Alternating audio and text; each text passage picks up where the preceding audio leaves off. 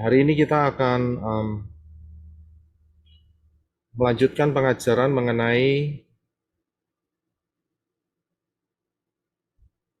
jemaat Laodikia.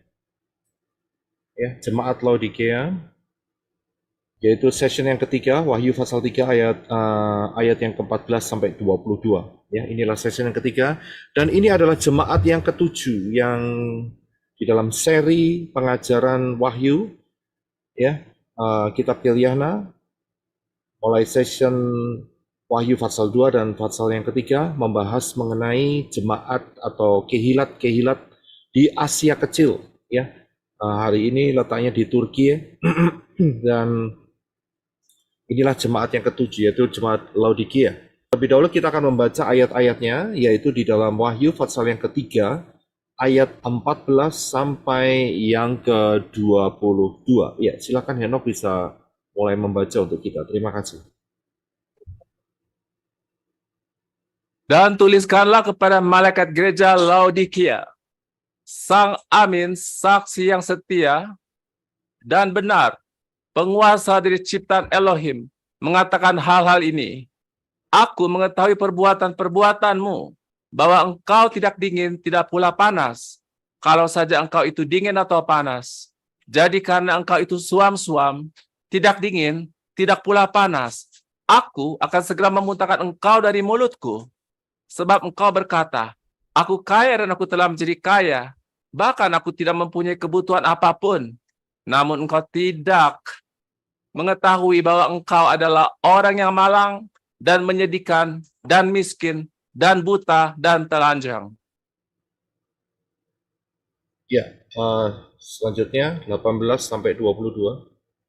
Aku menasihatkan kepadamu supaya membeli daripadaku emas yang telah dibakar oleh api agar engkau menjadi kaya. Dan jubah-jubah putih itu agar engkau berpakaian dan rasa malu ketelanjanganmu tidak tampak. Dan oleskanlah salep pada matamu agar engkau dapat melihat. Siapa saja yang aku kasihi, aku tegur dan aku hajar. Karena itu giatlah dan bertobatlah. Lihatlah, aku berdiri di depan pintu dan mengetuk. Jika seseorang mendengar suaraku dan membukakan pintu, aku akan masuk kepadanya. Dan aku akan makan bersama dia dan dia bersamaku. Siapa yang menang, aku akan mengaruniakan kepadanya untuk duduk bersama aku di tataku, sebagaimana aku pun menang dan duduk bersama Bapakku di tatanya. Siapa yang mempunyai telinga, biarlah dia mendengarkan apa yang Roh katakan kepada gereja-gereja. Ya, terima kasih. Ya, kita akan masuk di dalam ayat-ayat pembahasan kebenaran firman ini. Ya, dikatakan bahwa dan tuliskanlah kepada malaikat gereja Laodikia, Sang Amin, saksi yang setia dan benar, penguasa dari ciptaan Elohim. Ya, kita akan melihat saksi yang setia dan benar, penguasa dari ciptaan Elohim. Kita harus paham bahwa alam dunia supernatural atau alam roh, ya, itu adalah misteri buat kita. Karena dari lahir biasanya kita tidak langsung melihatnya, ya. Nah, betul-betul punya dimensi yang berbeda. Karena itu kita butuh saksi yang dapat dipercaya. Saksi yang datangnya dari alam roh, ya, dan saksi ini harus benar. Karena di dalam alam roh kita tahu bahwa ada banyak malaikat-malaikat yang jatuh. Dan mereka bisa menjadi saksi-saksi yang palsu. Dan memang terbukti bahwa apa yang dilakukan oleh roh-roh yang jatuh ini, malaikat-malaikat yang jatuh ini, mereka membentuk satu sistem penyembahan palsu, ya, yang bukan kepada Bapa Yahweh, karena mereka minta disembah sebagai Elohim. Nah, karena itu kita membutuhkan saksi yang dapat dipercaya. Firman telah menjelaskan siapakah saksi yang dapat dipercaya itu. Kita akan baca ayatnya di dalam Yohanes pasal 3 ayat 11 sampai yang ke-13. Silakan. Sesungguhnya aku berkata kepadamu, apa yang kami ketahui kami katakan, dan apa yang telah kami lihat, kami persaksikan, dan kamu tidak menerima kesaksian kami. Jika aku mengatakan kepadamu hal-hal duniawi, dan engkau tidak percaya, bagaimana engkau akan percaya jika aku mengatakan kepadamu hal-hal dari Syamaim? Dan tidak seorang pun yang telah naik ke Syamaim, kecuali dia yang telah turun dari Syamaim, yakni anak manusia yang ada di Syamaim. Ya, terima kasih. Saudara bisa lihat di sini bahwa saksi yang bisa dipercaya, satu-satunya saksi yang bisa dipercaya adalah anak manusia yang telah turun dari Syamaim, yang memang asalnya ada di Syamaim. Saudara jangan terjebak dengan kalimat ayat 11 yang mengatakan bahwa ada kata kami. Ya, kami ketahui, kami katakan, kami lihat, kami persaksikan. Saudara jangan kejebak dengan kata kami di sini. Karena apa? Karena Yeshua mewakili manusia. Karena itulah maka Yeshua menggunakan kata kami. Ya, ingat bahwa di ayat yang ke-13 dikatakan bahwa anak manusia itu sudah ada di Syamaim. Dan dia turun dari Syamaim. Tidak lain, dia adalah Bapa Yahweh sendiri. Karena itu kata yang dipakai di sini adalah kata kami. Karena apa? Karena Yeshua saat itu mewakili manusia sebagai jembatannya. Dan Yeshua memberikan kesaksian. Tetapi apa yang terjadi? Ironinya, bahwa orang-orang tidak menerima kesaksian Yeshua. Apa yang Yeshua katakan, apa yang Yeshua saksikan, mereka nggak percaya, so. Ya, sehingga Yeshua mengatakan, kalau aku mengatakan kepadamu hal-hal yang ada di duniawi ini, itu pun mereka tidak percaya. Bagaimana Yeshua mengatakan kepada mereka mengenai hal-hal yang ada di alam yang tidak kelihatan, yaitu di Syamaim, di daerah spiritual realm. Ya, bagaimana mungkin? Kalau hal duniawi ini saja kamu nggak percaya, bagaimana mungkin kamu bisa percaya akan hal-hal yang di luar duniawi ini, di luar dunia alam fisik ini? Ya, di sini kita bisa melihat, inilah perkataan Yeshua yang menyatakan bahwa dia adalah saksi yang setia dan benar. Jadi jangan mencari sumber-sumber dari saksi yang tidak benar. Dan juga jangan mencari sumber-sumber dari saksi yang tidak setia. Malaikat-malaikat yang jatuh itu adalah saksi-saksi yang tidak setia. Karena mereka mau mencuri kemuliaan Elohim. Sehingga mereka meninggikan diri dan minta disembah sebagai Elohim. Itu tidak setia. Kalau malaikat yang setia, itu seperti malaikat yang menunjukkan segala hal ini kepada Yohanes. Saat Yohanes, nanti kita akan sampai di ayat itu ya. Kita akan lihat bahwa saat itu Yohanes begitu terpesona, dahsyat, dan sujud menyembah kepada malaikat yang menjadi tour guide-nya dia saat itu. Dan apa yang terjadi? Malaikat itu berkata, kamu jangan sembah aku. Kita ini sama-sama hamba di hadapan Elohim. Ya, kamu dan aku statusnya sama. Itu malaikat yang benar. Tidak mau menerima penyembahan manusia. Itu benar, saudara. Dan mengarahkan sembahlah Elohim. Sembahlah Bapak Yahweh di dalam Adon Yeshua HaMashiach. Itu benar, saudara. Jadi hati-hati ya. Dengan pengajaran-pengajaran yang keliru di luar sana, ya, yang tujuannya hanya untuk meninggikan diri dan minta disembah sebagai Elohim. Ingat, yang kita sembah hanya satu, yaitu Bapa Yahweh di dalam Adon Yeshua HaMashiach. Jangan pernah lupa itu. Dan dia adalah saksi yang setia dan benar. Bisa dipercaya. Karena itu, sebanyak mungkin kita membaca kebenaran firman, maka kita akan bergaul dengan saksi yang setia dan benar ini. Haleluya. Kita akan lanjutkan. Ayat 15 dikatakan bahwa Yeshua tahu akan perbuatan-perbuatan daripada jemaat Laodikia. Yesua tahu persis apa yang kita kerjakan. Yesua tahu persis apa yang saudara kerjakan. Ya, apa yang Kehilat ini kerjakan. Dikatakan bahwa ya mereka ini tidak dingin, tidak panas, ya, dan mereka suam-suam kuku. Dan Yesua berkata, Yesua tahu, ya, bahwa mereka berkata bahwa aku kaya, ya, mereka beranggapan bahwa mereka kaya dan telah menjadi kaya, bahkan tidak mempunyai kebutuhan apapun. Akan tetapi yang terjadi pada sisi Yeshua HaMasyiah, Yeshua melihat tidak demikian.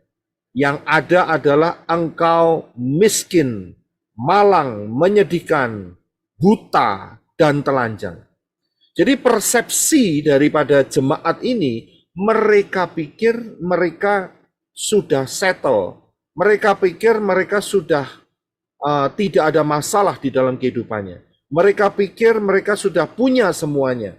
Akan tetapi di kacamata Bapa Yahweh di dalam Yeshua HaMasyiah tidak demikian. Malah sebaliknya yang terjadi. Ya, kenapa mereka tidak sadar ya bahwa sebetulnya mereka di dalam posisi yang celaka? Ya, karena apa? Karena sebetulnya mereka buta. Dan mereka tidak mau menerima pengajaran yang sehat. Tidak mau menerima pengajaran di dalam pola akar Ibrani yang benar. Seolah-olah mereka sudah tahu semuanya. Mereka kaya raya. Mereka tidak membutuhkan apa-apa. Tetapi di hadapan Bapa Yahweh, ternyata posisi mereka adalah telanjang. Posisi mereka adalah pengemis. Posisi mereka tidak kaya. Ya, karena apa? Karena mereka buta dan tidak memahami kondisinya. Ini kondisi yang berbahaya. Merasa dirinya sudah selamat, tapi sebetulnya masih jauh dari keselamatan. Ya, saudara bisa lihat, hati-hati dengan tipuan setan yang masuk di dalam hati manusia. Ya, membuat seolah-olah jalannya benar. Saudara perhatikan aja, banyak yang seperti itu. Dan bukan cuma hal itu aja, tambah dikompori dengan pengajar-pengajar palsu. Ya, tambah dikompori, akhirnya tambah tersesat. Amsal mengatakan beberapa kali, ada jalan yang disangka orang lurus, tetapi ujungnya adalah maut. Saudara bisa lihat ayat itu, saudara bisa cari di Amsal, diulang beberapa kali ayat itu. Ada jalan yang disangka orang ini lurus, dan mereka berharap ya masuk ke Syamayim. Ternyata sampai di ujungnya mereka tercebur Gehenna, lautan api. Bukankah itu suatu kesia-siaan? Lah untuk apa dia berjalan selama itu? Karena apa? Karena mereka ketipu, merasa benar. Nah, kalau begitu bagaimana caranya? Harus kembali kepada pola yang benar. Coba lihat fondasinya ini benar apa enggak. Coba apa yang kita kerjakan ini punya fondasi yang benar apa tidak. Ya, fondasinya apakah berdasarkan kebenaran dari pola Yunani, pola Arab, ya, atau kembali kepada akar Ibrani yang benar. Ya, jadi jangan tertipu. Banyak hal sekarang ini ada orang yang mengatakan demikian. Kita dulunya menyembah Yunani. Kita harus tetap menghargai itu. Saya bilang salah. Bapak Yahweh memang dulunya menggiring kita melalui itu. Tetapi setelah kita tahu akan kebenaran, apakah kita harus memegang yang salah? Tetap menghargai yang salah? Ya tidak bisa begitu dong. Ya kan? Kalau sudah tahu itu salah, ya kita singkirkan. Kita ambil yang benar. Tapi aneh, orang ketipu dengan pola pikir setan. Harus tetap menghargai pola yang lama. Ya, Rabi Saul mengatakan, Ya, yang lama itu sudah berlalu dan aku mengejar terus maju untuk mencapai garis finish. Itu yang dikatakan Rabi Saul. Jangan ketipu dengan orang-orang yang berkata demikian. Ya, hati-hati. Ada banyak pengajar-pengajar yang keluar dari jalur yang sehat. Ya, keluar dari jalur yang sehat. Kita harus hati-hati. Inilah yang selalu dihadapi oleh kehilat-kehilat. Kalau saya lihat, ya kita sudah belajar 7 kehilat. Ya, dari ketujuhnya ini masalahnya berulang-ulang kalau tidak pengajaran sesat, ya, pengajaran yang keliru, pengajaran yang diencerkan, ya, kemudian karakter-karakter, cuman itu yang dihadapin saudara. Ya, dan itulah merupakan tantangan.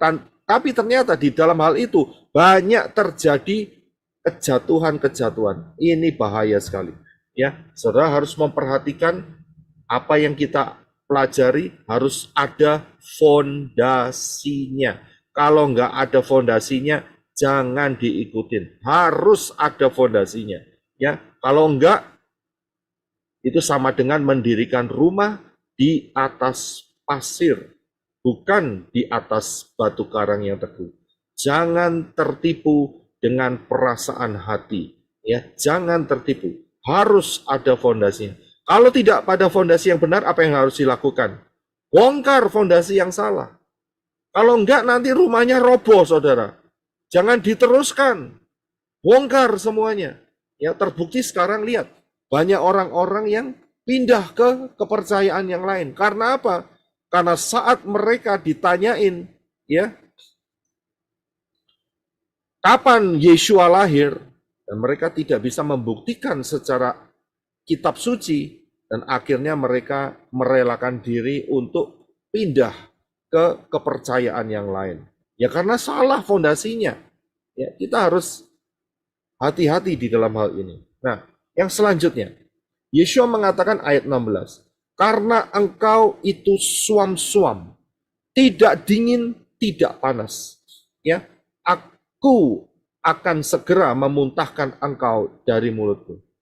Orang ini karena sudah merasa ya selamat, sudah merasa tidak membutuhkan apa-apa, maka orang ini masuk di dalam satu arena yaitu comfortable, ya, kenyamanan. Padahal fondasinya salah. Dia nggak sadar, dia disembelih pelan-pelan oleh si Satan. Karena dia suam-suam kuku, tidak dingin, tidak panas. Ya, maunya kemana arahnya orang ini? Yeshua mengatakan, kalau engkau tidak sungguh-sungguh pada pola kebenaran firman yang benar, engkau akan dimuntahkan. Dimuntahkan itu berarti dia posisinya di luar Yeshua. Dan saudara tahu, di luar Yeshua ada apa? Ada yang namanya Gehenna. Tidak ada tempat lain, tidak ada tempat persinggahan. Di luar Yeshua, satu tempat yang pasti, yaitu lake of fire, yaitu lautan api. Ya, nggak ada. Oh Pak, saya mau roh saya nanti tergantung melayang-melayang gitu. Lah itulah maumu sendiri, ya kan? Tapi firman tidak pernah mengatakan demikian. Hanya ada dua tempat, di dalam Yeshua atau di luar Yeshua. Dan itu merupakan pilihan. Ya, kita harus hati-hati dengan apa yang kita pelajari, apa yang kita rasakan. Ya, ingat, perasaan harus cocok dengan kebenaran firman. Ya, jangan memaksakan firman untuk cocok dengan perasaan, itu terbalik itu namanya. Ya, kita akan lanjutkan. Wahyu 3 ayat 18. Ayat ini mengatakan demikian. Aku menasihatkan kepadamu supaya membeli kepadaku. Kita lihat ya, tadi ayatnya dikatakan bahwa kondisimu itu malang, kondisimu itu telanjang, kondisimu itu buta, kondisimu itu betul-betul buruk sekali. Dan Yeshua memberikan jalan keluar. Jalan keluarnya itu adalah di dalam ayat 18. Yeshua mengatakan kepada jemaat atau kehilat Laodikia ini, ya, memberikan nasihat untuk membeli kepada Yeshua, membeli daripada Yeshua, ya, emas yang telah dibakar oleh api agar engkau menjadi kaya, jubah-jubah putih agar engkau berpakaian dan merasa malu ketelanjanganmu, tidak tampak dan oleskanlah salep pada matamu agar engkau dapat melihat. Perhatikan kata membeli. Ya, perhatikan kata membeli. Seringkali ya kita dulunya kan karena sudah terlalu lama di pengajaran Yunani, ya. Pengajaran Yunani itu selalu bolak-balik yang diomong adalah free, free, free gitu ya. Jadi gratis, gratis, gratis gitu ya. Cuma-cuma, cuma-cuma gitu ya. Memang saya harus kasih tahu bahwa keselamatan itu cuma-cuma. Tapi ingat, bahwa di dalam keselamatan itu ada harga yang harus dibayar. Nah, pengajar-pengajar di luar itu selalu menekankan free-nya ini daripada bayarnya, saudara. Ya, dan itu tidak sesuai dengan kebenaran firman. Ya. Kebenaran firman yang benar adalah saat kita mendapatkan kebenaran firman yang betul-betul daripada Bapak Yahweh, maka ya sikap yang benar itu harus ada pertukaran. Pertukaran di sini yang dimaksud adalah jual beli. Kita akan lihat perumpamaannya, yaitu di dalam Matius 13, 44 sampai 46. Kita lihat perumpamaan yang dipaparkan oleh Yeshua HaMashiach. Silakan Henok. Lagi pula, kerajaan Syamaim itu seumpama harta yang terpendam di sebuah ladang, yang setelah menemukannya, seseorang memendamnya. Dan oleh karena sukacitanya itu, ia pergi dan menjual segala sesuatu sebanyak yang ia miliki. Dan dia membeli ladang itu.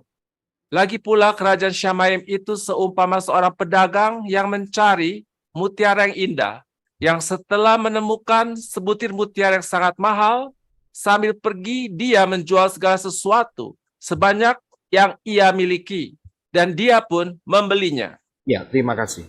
Perhatikan perumpamaan yang Yeshua paparkan ini. Yeshua memberikan perumpamaan ini 2 kali, saudara. Ya, 2 kali.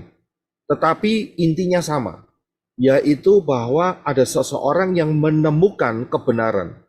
Ingat, ya, ini adalah perumpamaan kerajaan Syamayim. Ya, bukan secara fisik. Orang kalau secara fisik nemu akhirnya langsung diambil begitu saja. Tidak bisa. Ini adalah perumpamaan. Karena itu prinsipnya adalah saat dia melihat ada harta yang terpendam yang dia temukan, ya, kemudian dia harus melakukan transaksi untuk bisa mendapatkan ladang itu. Ya. Dia harus melakukan transaksi. Transaksinya bagaimana? Dia jual semua yang dia miliki karena dia tahu bahwa apa yang dia dapatkan ini dan apa yang dia beli ini akan membawa suatu perlipat gandaan yang luar biasa. Begitu pula perumpamaan yang kedua. Saat itu ada pedagang yang mencari mutiara. Tetapi setelah menemukan, wah ini luar biasa. Dia nggak ambil begitu aja langsung. Nggak bisa, ini kan sistem kerajaan Syamayim. Ya kan? Dia harus pergi menjual segala sesuatu dan baru setelah dia menjual, dia mendapatkan uangnya dan kemudian dia mengadakan pertukaran. Saudara bisa lihat, inti daripada perumpamaan ini adalah kalau kita rindu supaya kita bisa melihat kebenaran di dalam pola yang benar, ya, kita harus bayar harganya, saudara. Kita harus tinggalkan apa yang kita punya sekarang. Kalau fondasinya salah, ya ditinggal, jangan diikutin lagi. Dan kemudian kita harus menggali, mencari, ya, dan mendapatkan yang betul-betul merupakan harta yang terpendam itu. Jangan masih diikutin lagi pola yang lama. Ya, kalau sudah tahu pola kebenaran firman mengenai 7 hari raya, lepas itu Natalan.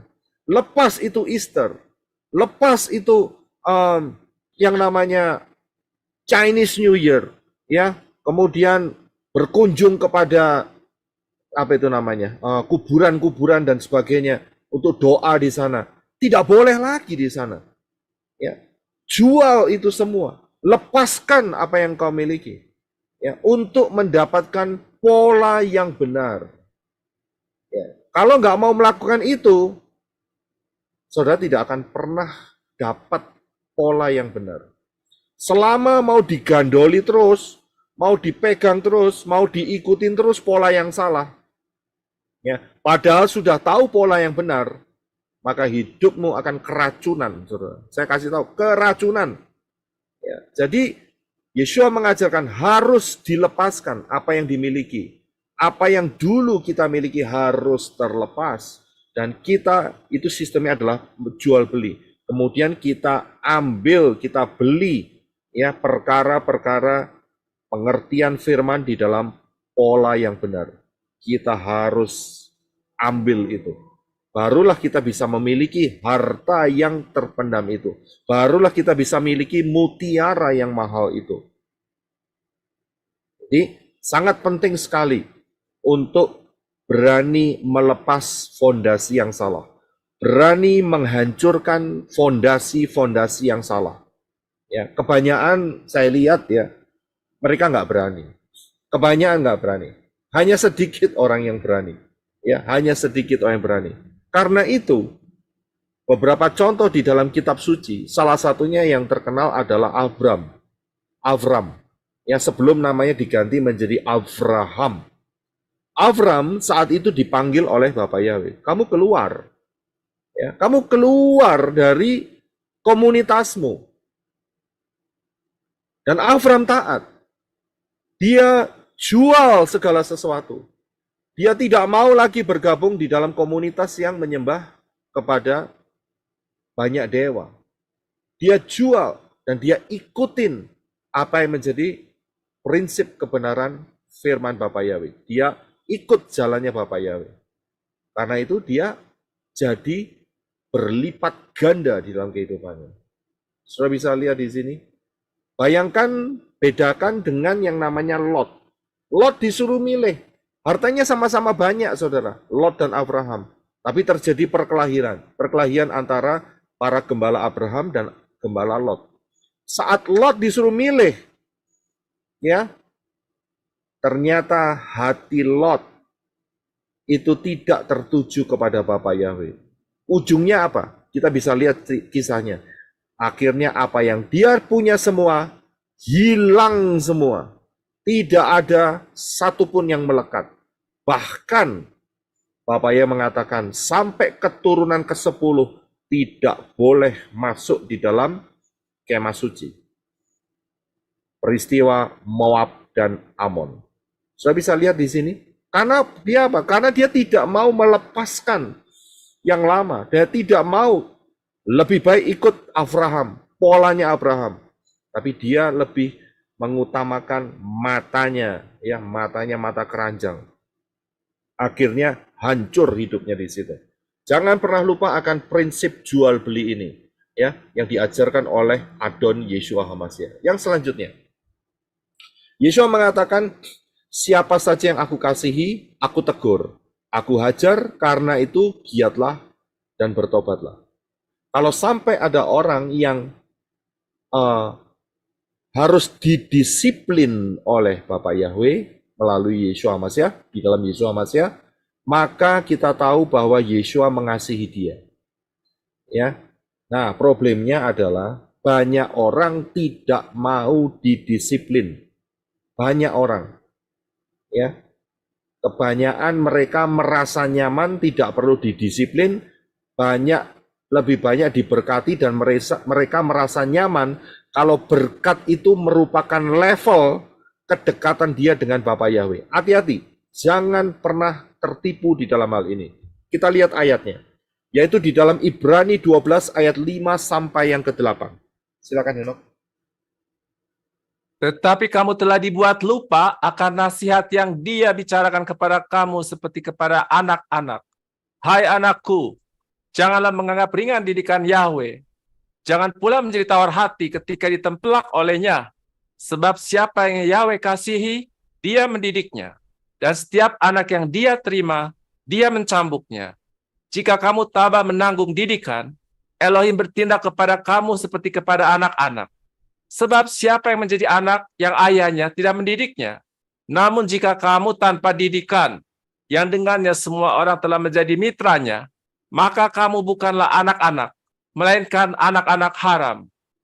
Saudara bisa lihat di dalam kitab Ibrani ini, jangan menganggap ringan didikan Bapak Yahweh.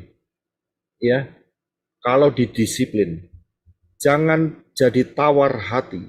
Sebab apa? Sebab Bapak Yahweh tahu persis kondisi saudara dan saya.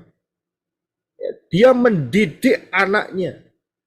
Ya, dia mendidik kita supaya kita punya pola pikir dan karakter yang benar.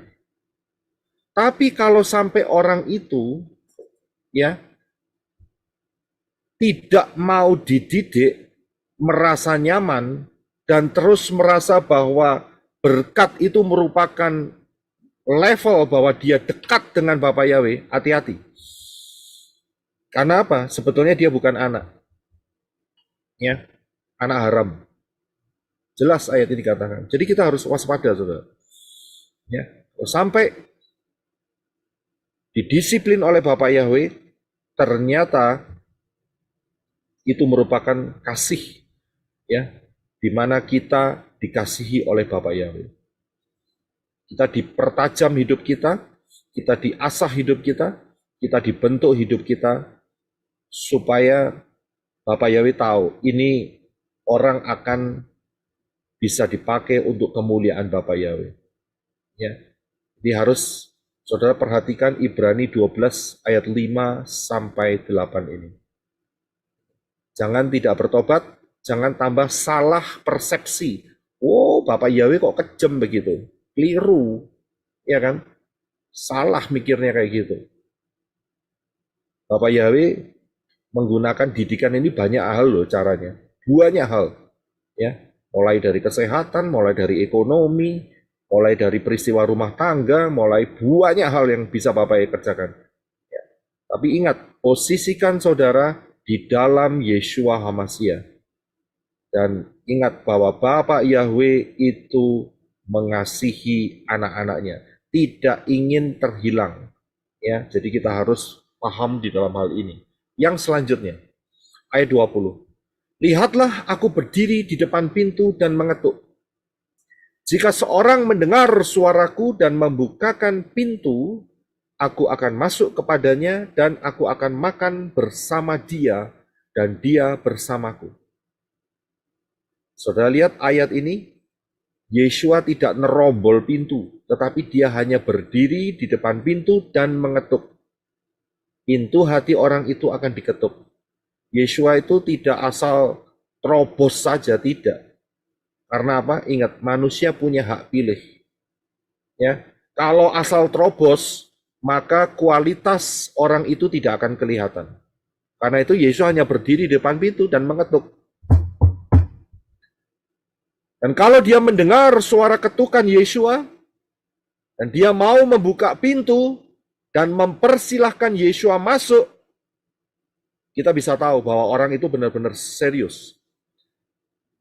Tapi kalau orang itu mendengar suara ketukan Yeshua dan diam saja, tidak mau buka pintu, tidak mengizinkan Yeshua masuk, berarti kita tahu hati orang itu menolak Yeshua. Ya, zaman akhir ini kita bisa melihat banyak sikap hati manusia, tetapi bisa hanya dikategorikan menjadi dua grup besar. Yang pertama adalah yang menerima, yang kedua adalah yang menolak. Dan berulang-ulang saya pernah sering katakan bahwa setiap pilihan itu punya konsekuensi. Jangan merasa nyaman, oh saya milih apa saja, tapi saya pasti masuk Syamayim. Itu kan omongan kamu sendiri. Itu kan perasaan kamu sendiri. Kebenaran firman tidak demikian. Jangan pernah ketipu dengan perasaan hati. Berulang-ulang nih. Ini jemaat Laodikia ini ketipu dengan perasaan hatinya. Ya. Jangan merasa bahwa tidak ada konsekuensi atas pilihan. Itu mah anak kecil saya bilang. Ya, kita kan bukan anak kecil lagi. Ya. Kita sudah menjadi tumbuh secara fisik jadi dewasa. Kita harus bisa mikir, setiap konsekuensi pilihan itu ada resultnya. Baik itu yang negatif, baik itu yang positif. Inilah free will. Kita harus hati-hati. Nggak ada seenaknya, oh kalau milih yang salah, toh nanti ujung-ujungnya banyak jalan menuju ke Roma. Ya itu kan prinsip kamu, banyak jalan menuju ke Roma. Memang banyak. Ke Roma bisa lewat udara, lewat laut, lewat daratan, ya terserah mau lewat mana. Tapi untuk masuk Syamayim tidak bisa pakai prinsip banyak jalan menuju ke Roma. Masuk Syamayim itu mau tunduk atau tidak, itu aja masalahnya. Mau dibentuk atau tidak. Ingat loh, jemaat ini suam-suam kuku dimuntahkan oleh Yesua. Ya, dimuntahkan. Yesua tega. Ya, ingat loh, yang butuh Syamayim itu bukan Yesua. Yesua tidak butuh Syamayim, nggak butuh dia. Karena dia yang punya Syamayim, dia yang menciptakan Syamayim. Yang butuh masuk Syamayim itu saudara dan saya. Jadi jangan dibalik saudara. Jangan asal perintah Yesua. Ya, yang butuh masuk Syamayim adalah saudara dan saya. Ini kita harus betul-betul sadar dalam hal ini. Kemudian, ayat 21. Siapa yang menang, aku akan mengaruniakan kepadanya untuk duduk bersama aku di tahtaku. Sebagaimana aku pun menang dan duduk bersama Bapakku di tahtanya. Ya, ingat loh, ini bukan masalah dua Elohim ya. Tidak ada dua Elohim. Ya, Yesua mau menekankan di sini untuk kehilat yang menang, buat orang-orang yang menang atas apa yang ditulis di dalam Wahyu 2 dan Wahyu 3 ini akan diberi duduk bersama Yesua di tahtanya. Ya, tahta Yesua ada di mana? Tidak lain ada, kalau sekarang masih ada di Firdaus. Levelnya memang bukan level yang paling rendah, tetapi ingat bahwa Firdaus yang sekarang akan dilenyapkan. Karena apa? Karena ada jejak-jejaknya malaikat-malaikat yang jatuh. Dan itu najis di hadapan Yesua HaMasyiah. Karena itu Firdaus yang sekarang akan diganti. Diganti dengan apa?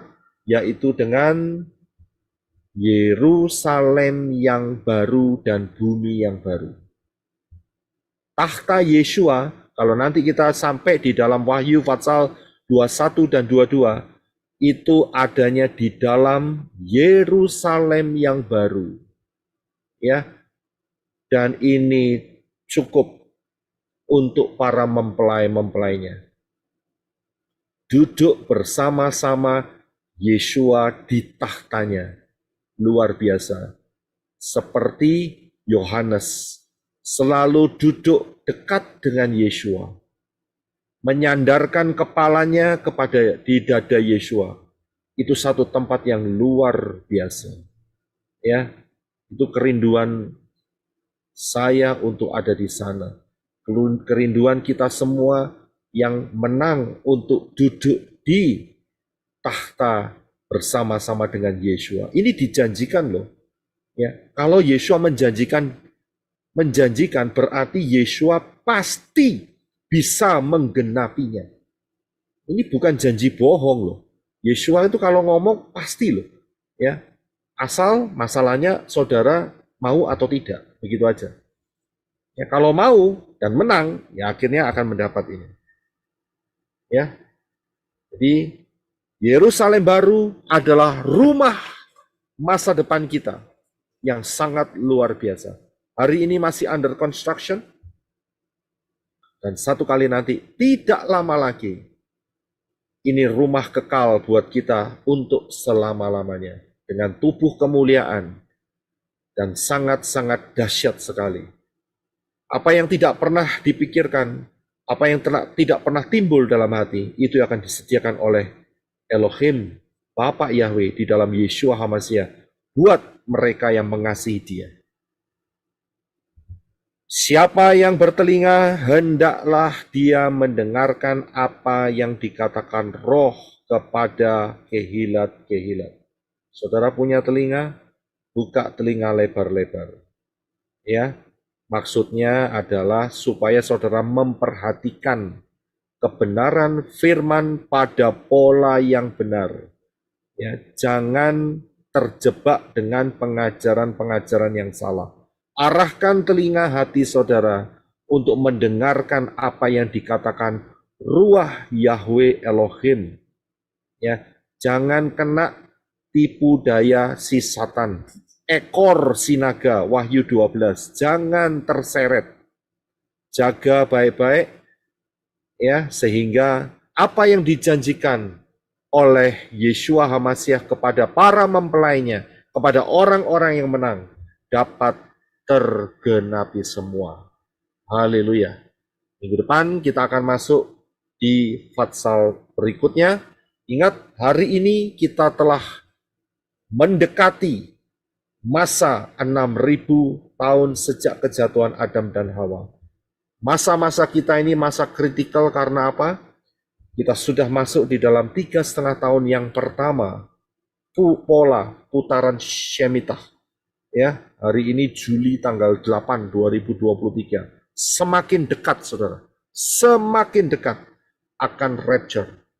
Saudara bisa memperhatikan atau melihat pengajaran di channel ini High Alert 2026, jangan remehkan. Ya, renungkan, ini akan menjadi berkat persiapan saudara dan kita semua untuk masuk di dalam rapture. Karena waktunya akan diperpendek. Karena orang-orang pilihan, waktu akan diperpendek. Untuk mengetahui hal ini, saudara bisa melihat di dalam pengajaran rahasia 1290 hari dan 1335 hari. Pelajari di sini, dari sini kita akan melihat satu pola di mana rapture sudah tidak lama lagi. Berdasarkan pola ini, maka rapture akan terjadi sekitar Januari 2026 atau akhir Desember 2025. Sebelum masa anti-Hamashiach. Sebelum anti-Hamashiach muncul. Karena ini berdasarkan pola. Ya, pola angka 7. Pola Shabbat milenia.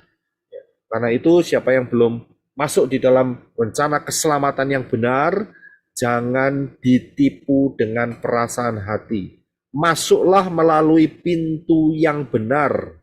Pintu yang benar itu, yaitu keselamatan datang dari bangsa Yahudi, bukan dari Yunani. Karena itu nama yang ada adalah nama Yahudi, yaitu Yahweh di dalam Yeshua HaMashiach. Siapa yang berseru kepada nama Yahweh akan diselamatkan.